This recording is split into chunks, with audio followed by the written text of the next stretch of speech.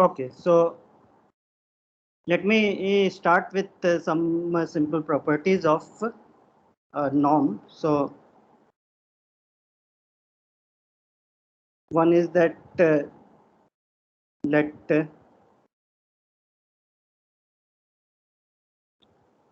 X with some norm be a norm linear space. Sir, screen is not visible.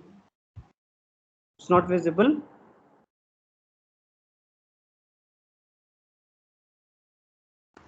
It I is have visible, sir. already shared the screen.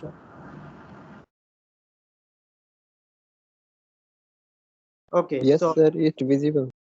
okay. So suppose X is any norm linear space,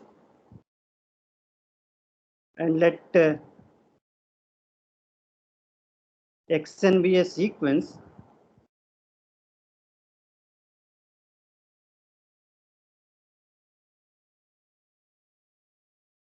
in X, then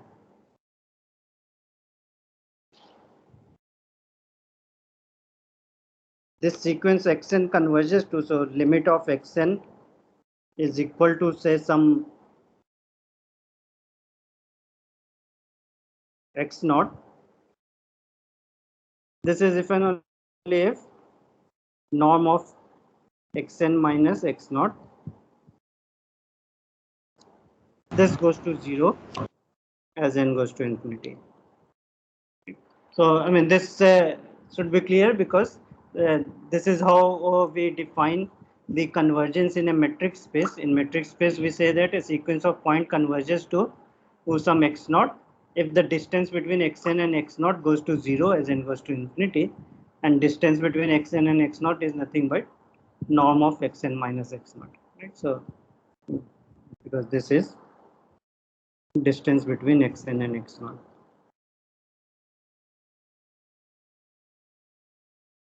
Now, some easy property is one is that addition and scalar multiplication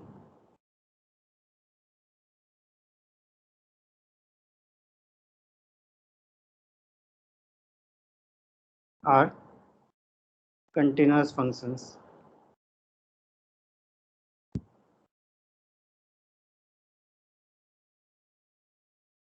On X.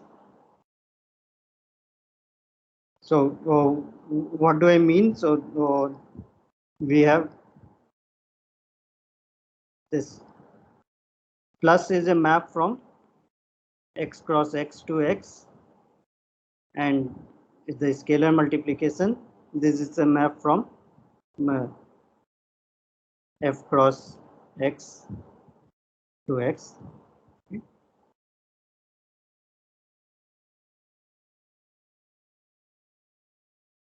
Where on x cross x we take, because we know that X is a norm linear space, so in particular X is a topological space. So on the Cartesian product we take the product topology, and then we get this. So this you can prove easily by using sequential criteria, because these are all metric spaces. So to prove this, suppose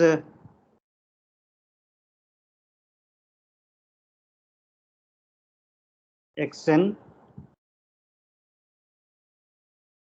and yn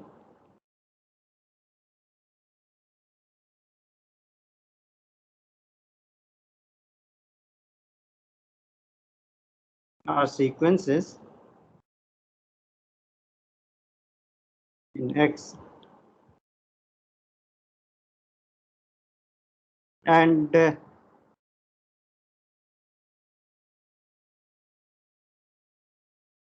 let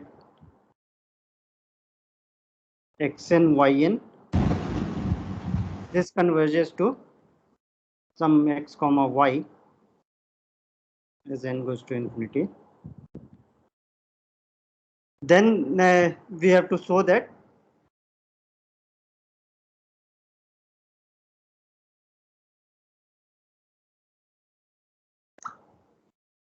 xn plus yn. This converges to x plus y. Right? This is the meaning of continuity, right? Because the addition operation applied on this sequence xn comma yn will give you xn plus yn, and we want to show that must converge to x plus y. So this is very easy, because to show this, if we look at norm of xn plus yn minus x plus y, then this is same as xn minus x plus yn minus y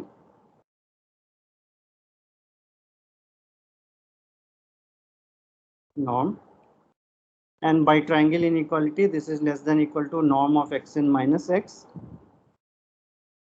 plus norm of yn minus y, and we are given that xn converges to x and yn converges to y, so this goes to 0 as n goes to infinity.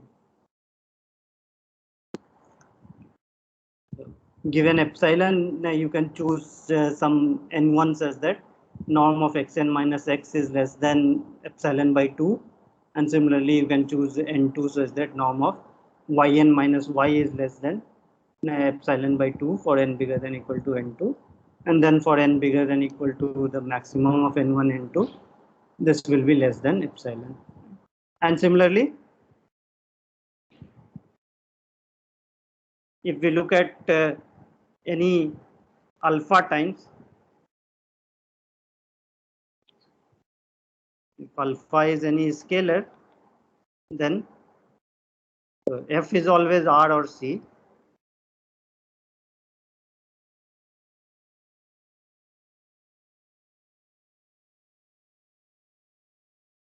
Alpha times xn minus alpha times x, if we look at norm, this is equal to mod alpha times norm of xn minus x, and this goes to 0 as n goes to infinity again. So therefore alpha xn, this converges to alpha x.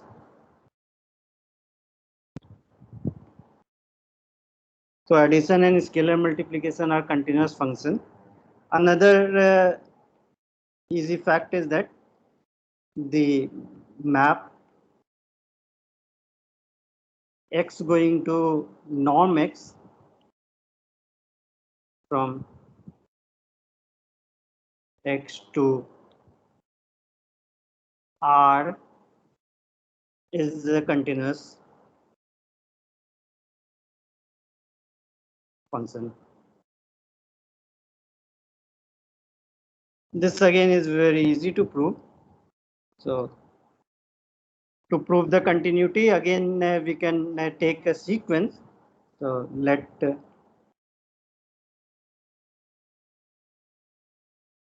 xn be a sequence in x such that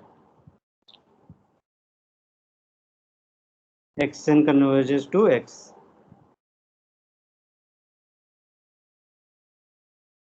As n goes to infinity, then we have to show that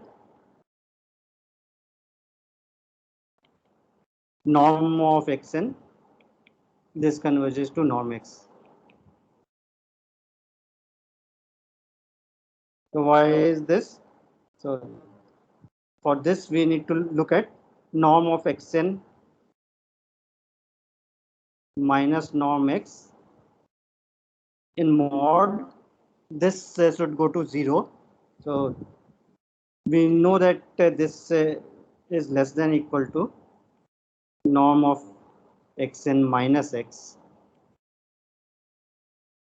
This follows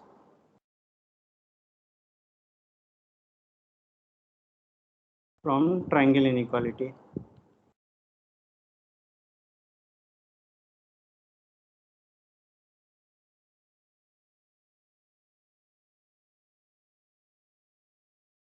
So this is very easy because norm xn is less than equal to norm of xn minus x plus norm x, and therefore norm of xn minus norm x will be less than equal to norm of xn minus x, and similarly you get the other way also.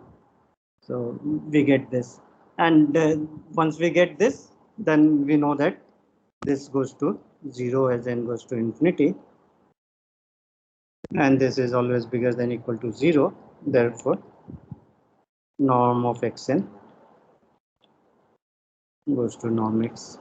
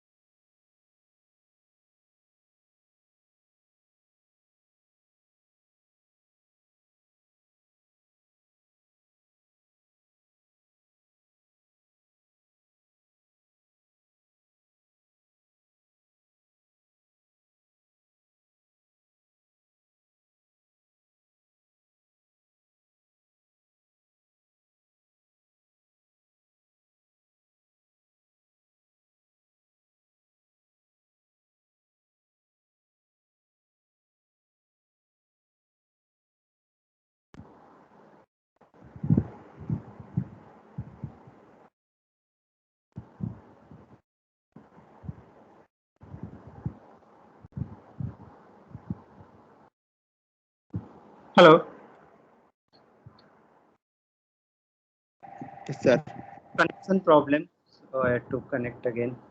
Uh, okay, so now let us look at several examples of norm linear spaces. examples.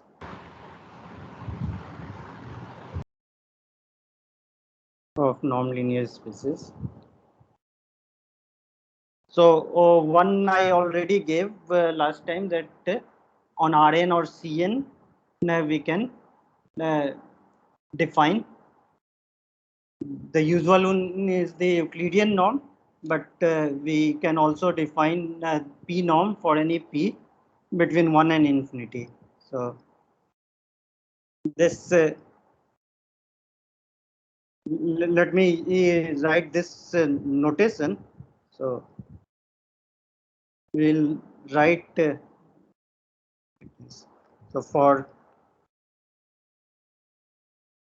P greater than equal to 1 and less than infinity,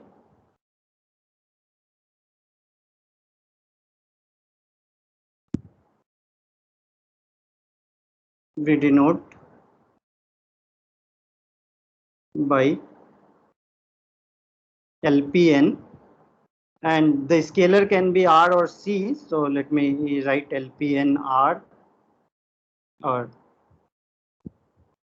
LPN C. The norm linear space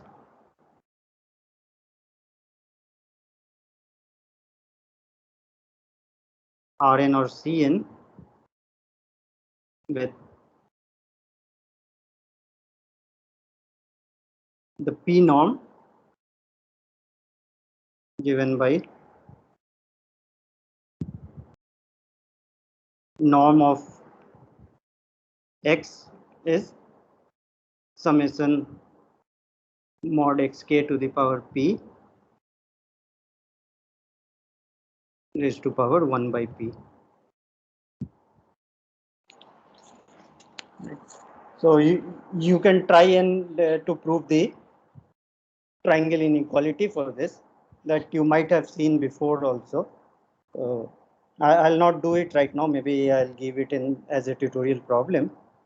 So this is one example. Also for P equal to infinity also we define. So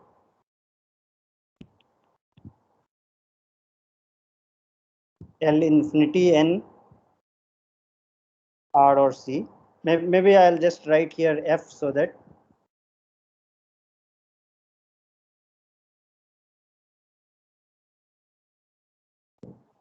F is R or C.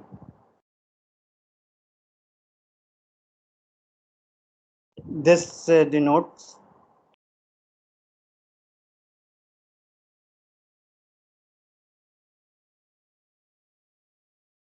Fn with norm infinity given by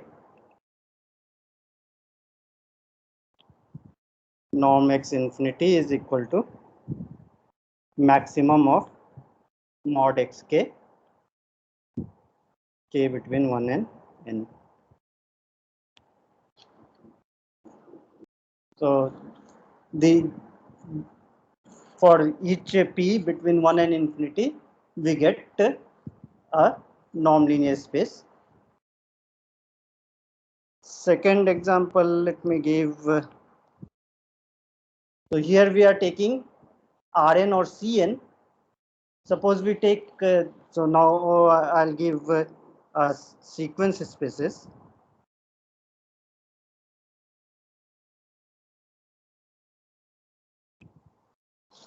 So again we'll take P between P greater than equal to 1 and less than infinity. So for any such P, we define LP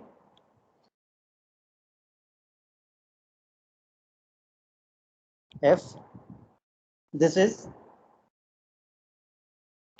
equal to all sequences. So x equal to x1, x2, and so on, such that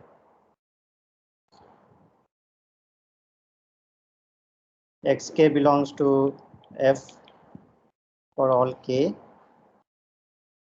and summation of mod xk to the power p, k equal to 1 to infinity, this is finite.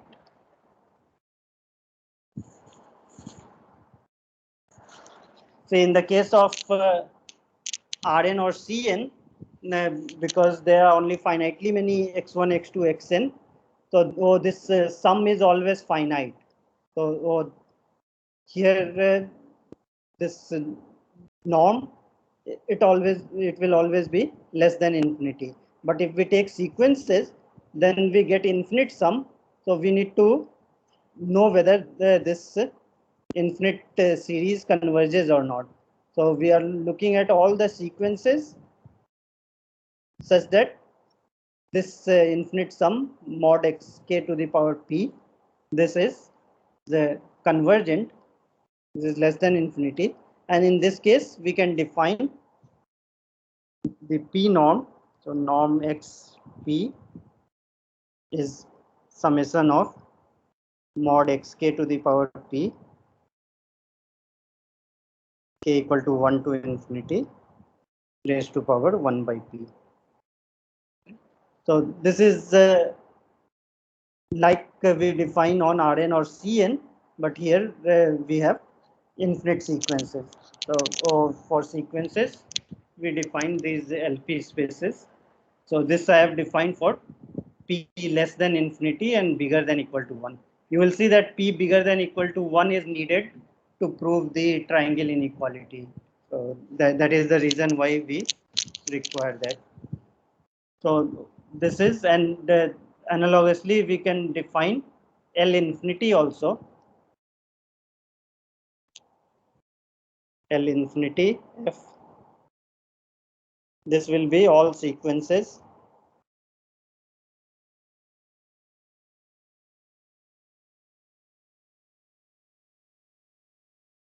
xi belongs to f.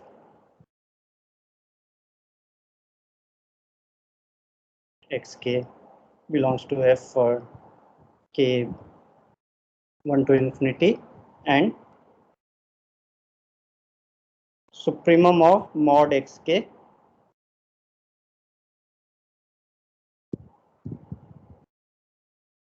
this is finite. So L infinity is the space of all bounded sequences. So that is, L infinity is the space of all bounded sequences with norm x infinity is supremum of mod xk, k belonging to natural number.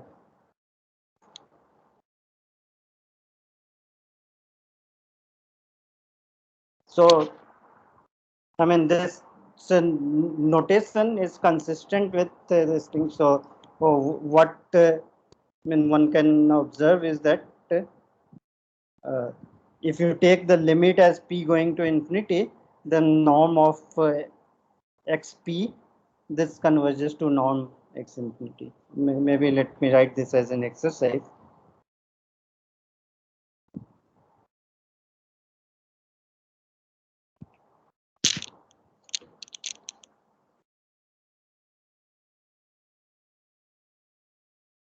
Prove that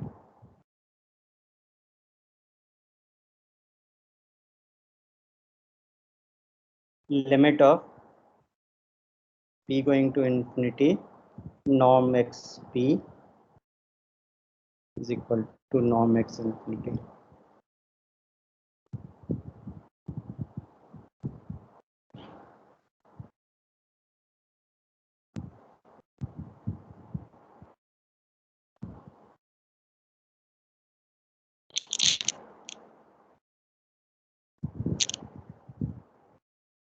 Okay, so Next, we have some subspaces of L infinity also.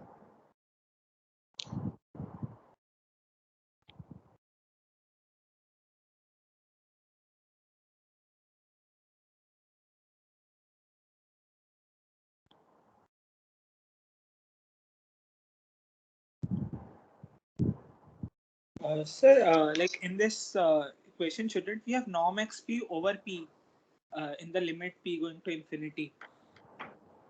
No, no. Norm xp, this should converge to norm x infinity.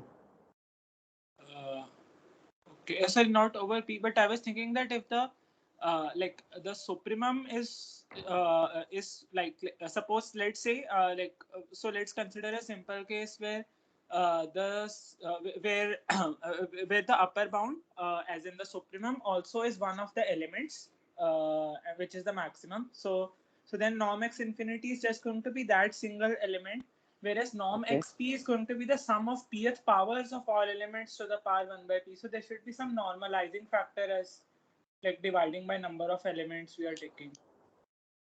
No, see, first you should think of for Rn whether this is true or not. So if you take this norm xp, maybe let's take only R2 first. So what is the norm xp? That is equal to uh,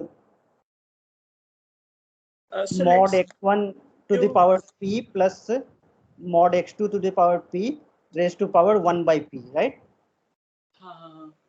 yes. So what is the limit of that as p goes to infinity?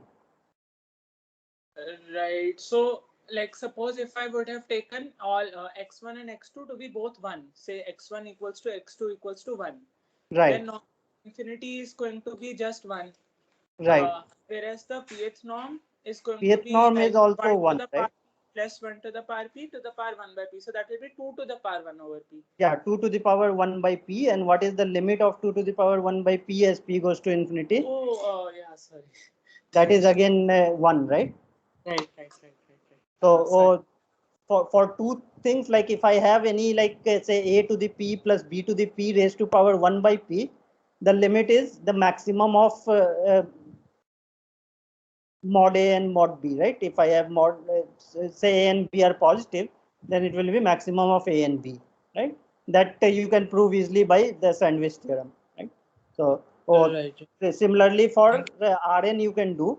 For the sequence space, you have to do little more because here we have infinite sum.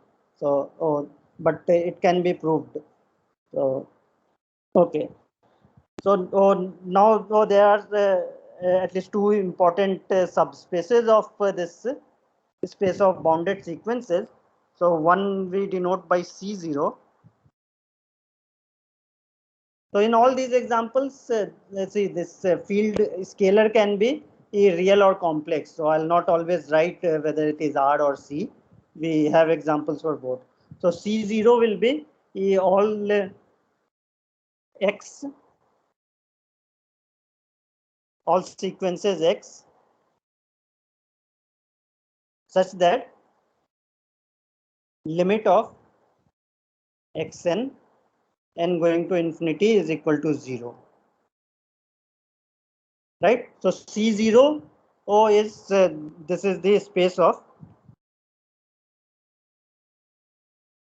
all sequences converging to 0. Of course, you know that if the limit of sequence exists, then it must be bounded. So clearly, this C0 is a subset of L infinity, right?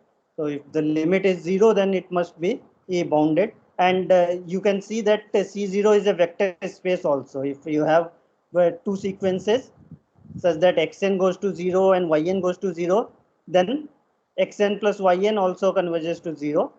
So x plus y is also in C0, and similarly scalar multiple of any element in C0 is also in C0. So this is a vector space, and it is in fact a subspace of L infinity. So we can take the norm on L infinity. So in fact, if I have any non-linear space X and suppose Y is a subspace of X, then I can restrict the norm to the subspace Y to get a new non-linear space, so Y, right? So for C0, this is space of all sequences converging to 0, and so we take C0 with the supremum norm, the infinity norm. So norm of X, this is equal to supremum of mod xk.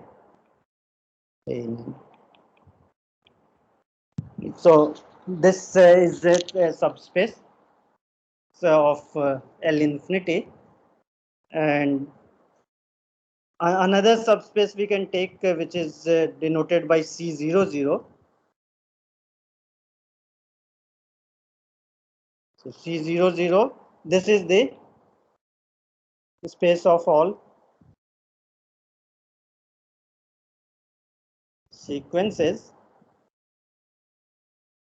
which are eventually 0. So this consists of all x1, x2 up to there can be any finitely many non-zero terms, and after that all the terms must be 0. Such that n can be any natural number and is x size belongs to F or I from 1 to n. So note that here n is not fixed. If I write x1, x2 up to some fixed n, then that is nothing but isomorphic to Rn or Cn only. But here we are saying that there can be any finitely many number of terms which can be non-zero, but after that all the terms must be 0. So this is and this C00, this is a subspace of C0, which is a subspace of L infinity. So we get another subspace of of L infinity. So again, we can restrict the norm on L infinity to C00. Norm of X.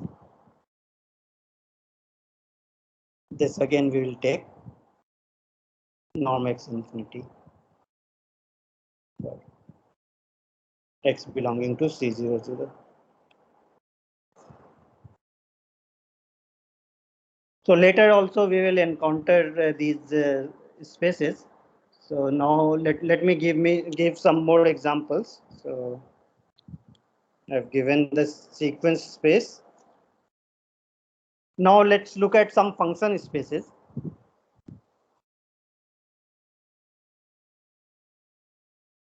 So the first example I'll give is let S be any set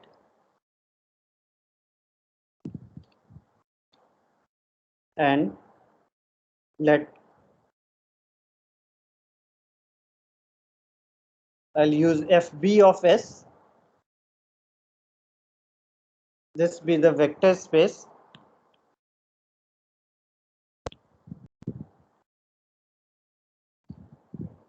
of all bounded scalar valued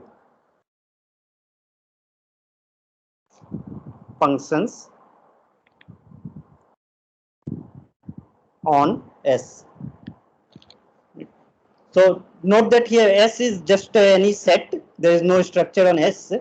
But now we are looking at all functions from S to R or C to the scalar field, and That of course forms a vector space. If you have any two functions from S to F, then you can define F plus G, and similarly you can define a scalar multiple of function. So these are again an element of this, and here I'm restricting to only bounded functions. So that means that supremum of mod of Fs, that should be finite. So this forms a vector space, and here I can define norm. So norm of F is defined to be equal to supremum of mod Fs for S belonging to capital S. So if we don't take bounded, then this supremum can be infinite also. So in that case, it will not define a norm. So we are restricting to only bounded functions from S to R or C, and then taking the supremum. So this is an example. The next one, suppose I have some structure on this set. So let Y be a topological space.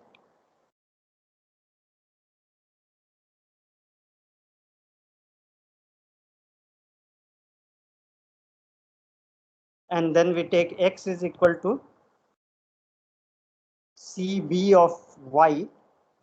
What is this? This is the space of all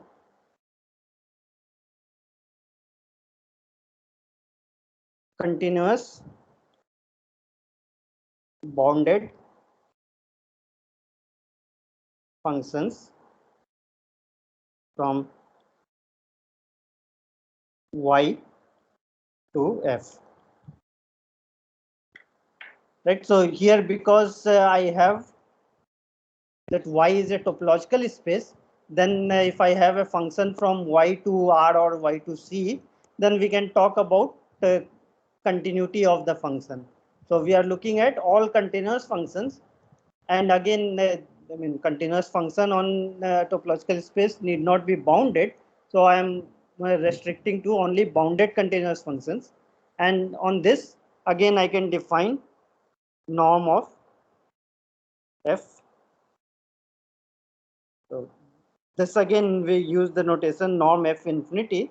This is equal to supremum of mod of F of Y, Y belonging to capital Y.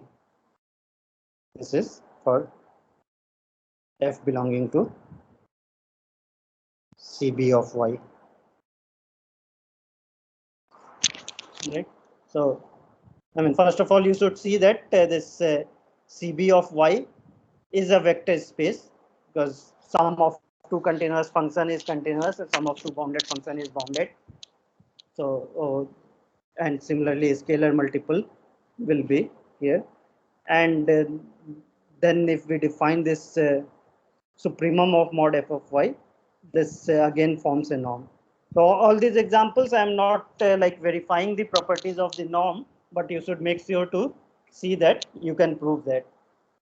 So these are easy for this supremum norm. It is very easy. For LP, you need what is known as Minkowski's inequality to prove that. So that maybe I'll give as a tutorial problem. If you have not seen the proof, then you can do it. So another one is a special case of this fifth. So let K be a compact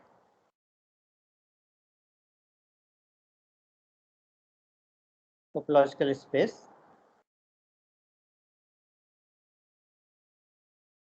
So in example 5, we assume that Y is any topological space. Here we are assuming that this is a compact topological space, and then you take X is equal to C of K. What is this? This is all F from K to R or C. So F such that f is continuous.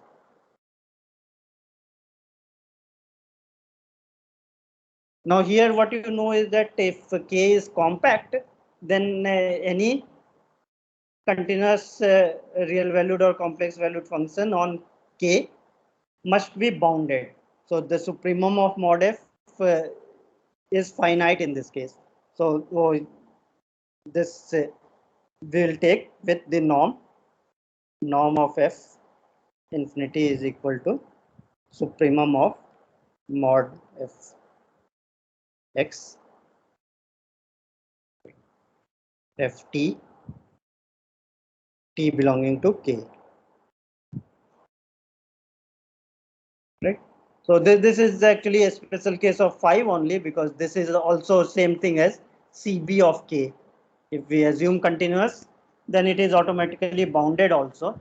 So the space of all continuous bounded function is same as space of all continuous function. So this is another example. And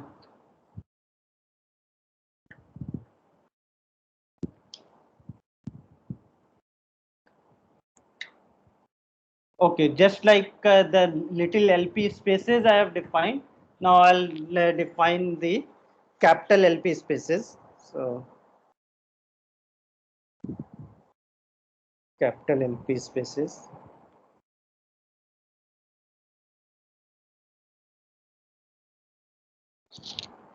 So if you have done a course on measure theory, you might have seen these things.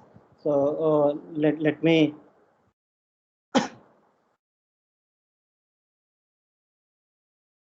define. So for again, p has to be bigger than equal to 1. So if p is bigger than equal to 1 and less than infinity, then we will define capital LP. We write capital LP 0, 1.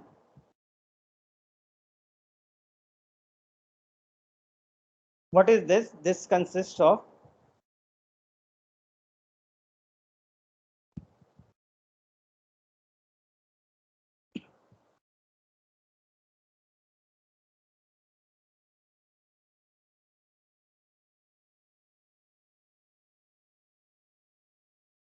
equivalence class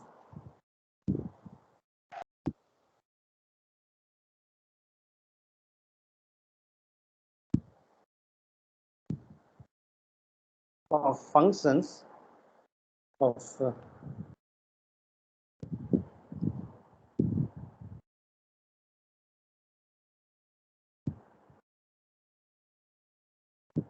Lebesgue measurable functions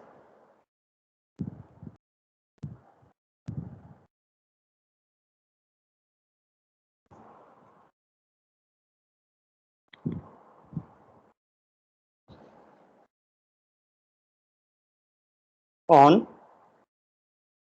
the closed interval 0, 1, such that the integral of mod f of t raised to p dt from 0 to 1, this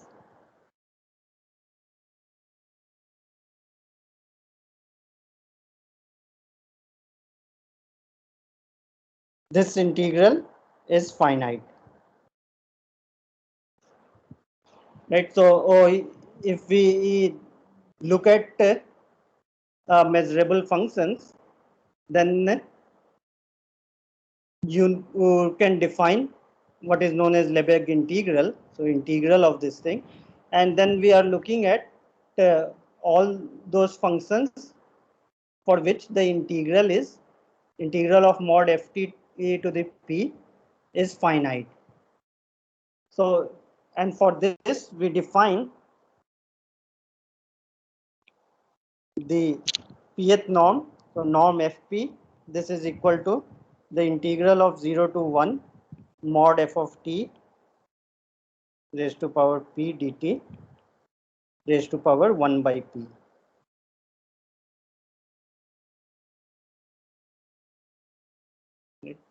Now here you might wonder why I am saying this equivalence class of functions. So,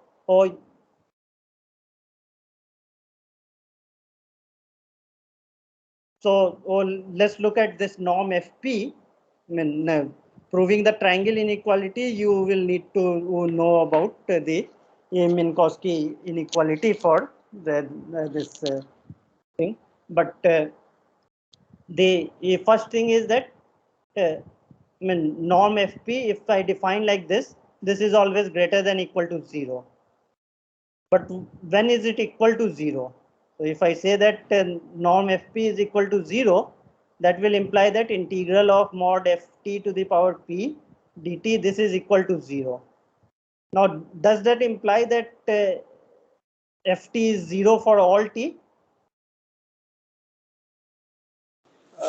No, it will only imply it will be 0 for any like it is almost 0. So like Almost except everywhere, right? So almost note except that like countable set of points it might be. not necessarily countable, measure 0 set. So for Yes, yes. norm Fp is equal to 0, this is if and only if f is equal to 0 almost everywhere.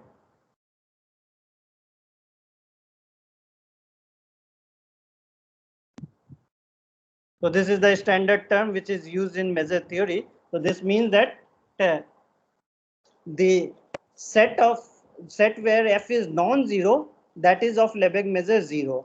So you see that if I like define this to consist of functions, then this will not be a norm, because the norm f p equal to 0 does not imply f equal to 0. If I assume that f is continuous also, then you can say that this will imply that f is equal to 0 for all t, and then we don't need this. So what we do is that this equivalence class, how do we define? So this we define this equivalence relation. F is equivalent to G if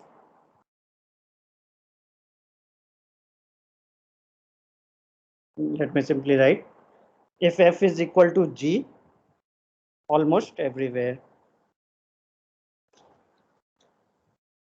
So, and then you can check that this is an equivalence relation, and therefore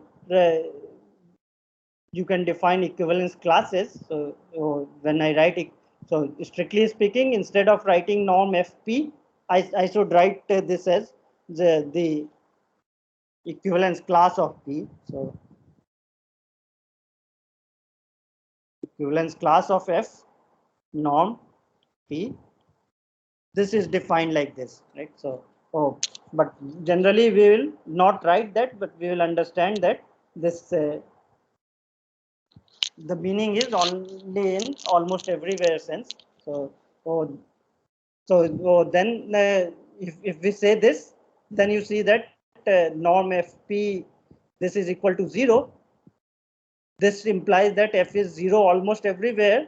That means that uh, the equivalence class of f is same thing as the equivalence class of the 0 function, right? So in that case, so this is just the 0 vector in this.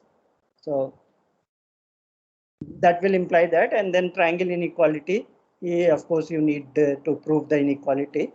So this is called the LP of 0 1, and 0 1 is not important. I can take LP of any interval a comma b, and then I can define the integral from a to b, and also I can define the LPR. So similarly,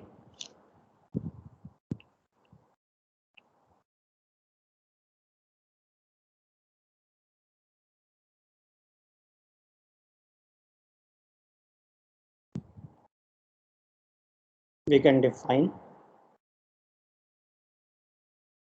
LPAB or LPR.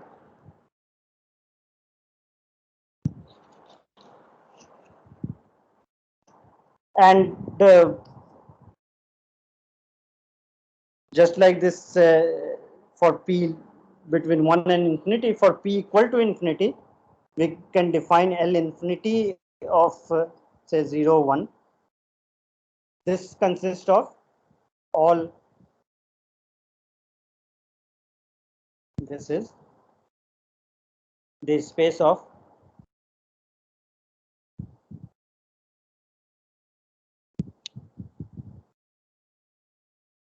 equivalence class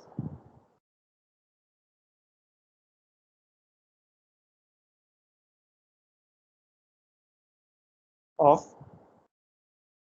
functions from 0, 1 to R or C, such that f is essentially bounded.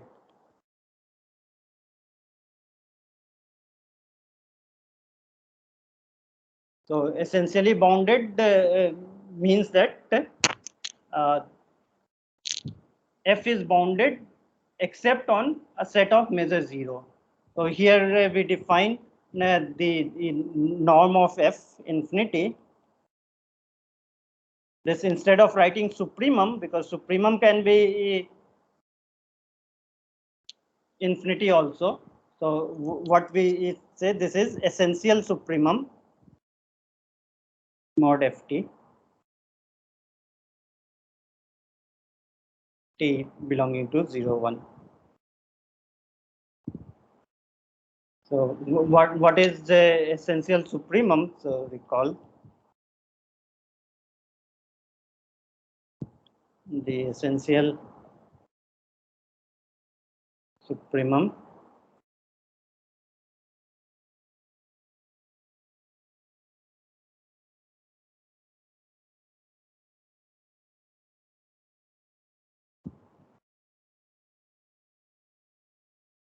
this is defined as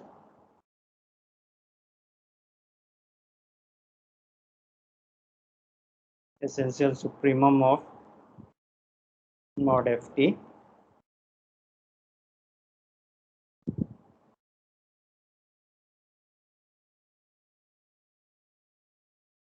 this is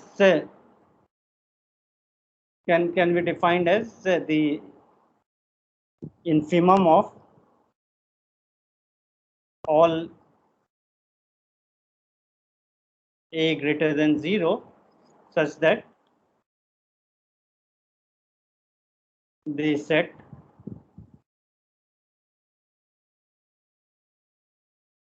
t such that f of t is bigger than a as measure 0.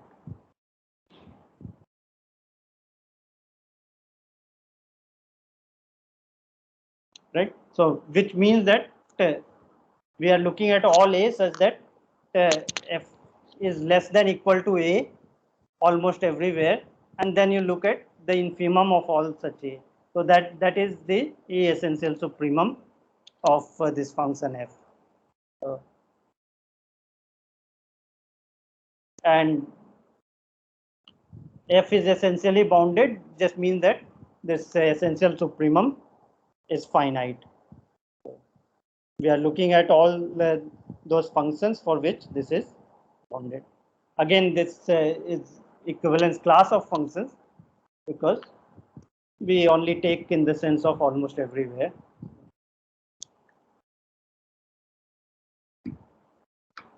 Okay, so I think it is time to stop. So in the next class, maybe I'll give few more examples and we'll then discuss some more general results. I'll talk about bounded linear operators in the next class. So next class will be tomorrow at 11 o'clock. Are there any examples of functions which are essentially bounded but not bounded? Yeah, of course. See, you can take, for example, say you take the function where on 1 by n it takes value n, right? On 1 So, by n takes so value. Right. So f of 1 by n is equal to say n. Uh-huh. This is for all n belonging to natural number. And suppose f is equal to 0 for all x which is not of the form 1 by n. Okay. So in that case, what is the f is not bounded, right? Because if you look at the supremum of f, that is infinity. But it is 0 almost everywhere, because only on a countable set it is non-zero. So what is the essential supremum in that case? That will be 0. Right. Is it Okay. clear? Yes. Thank you. So similarly, you can like construct examples.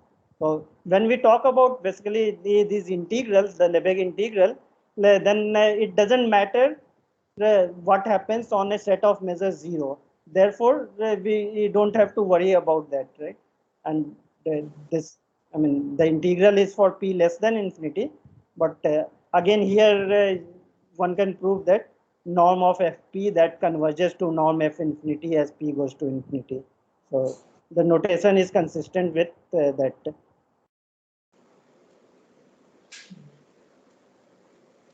Okay, any other question?